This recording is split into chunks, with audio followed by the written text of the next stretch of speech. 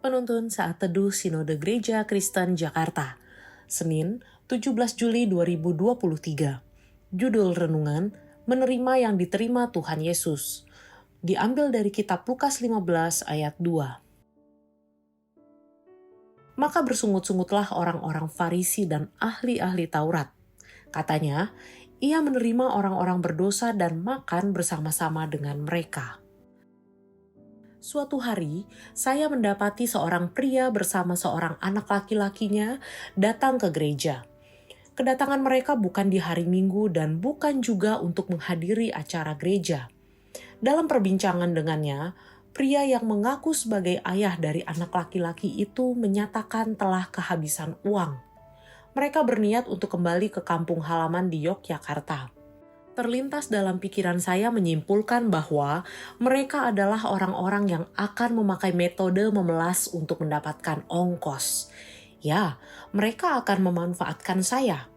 Namun di benak saya juga terlintas pemikiran untuk melanjutkan perbincangan dan menyatakan kebenaran Injil kepada mereka. Saya menyatakan bahwa manusia berdosa menanggung upah kebinasaan kekal.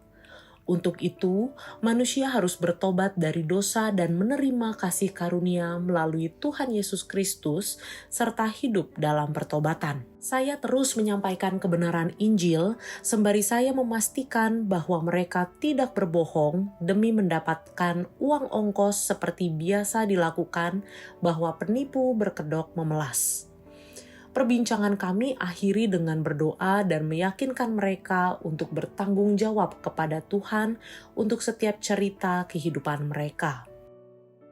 Tanpa disadari, terkadang dalam benak hati muncul penilaian-penilaian terhadap orang-orang di sekitar berdasarkan asumsi umum atau apapun asumsi pribadi berdasarkan pengalaman yang pernah terjadi. Ada kemungkinan inilah yang dihadapi oleh orang-orang Farisi dan ahli-ahli Taurat. Mereka bukanlah orang sembarangan.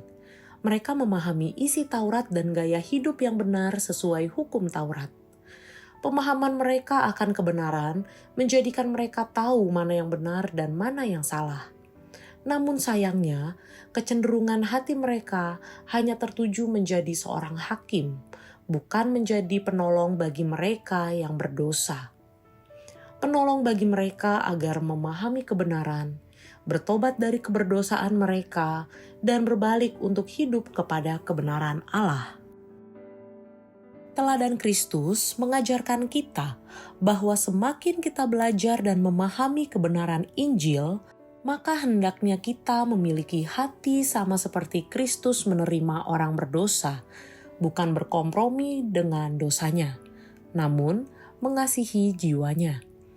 Tidak hanya itu, kita juga perlu memiliki hati dan kerinduan untuk mengarahkan mereka kepada kebenaran serta pertobatan hidup untuk menerima kasih karunia Allah. Terimalah orang-orang berdosa sama seperti Kristus menerima mereka, bukan berkompromi dengan dosa mereka, namun karena kasih-Nya menghendaki jiwanya diselamatkan. Kiranya Allah memampukan kita.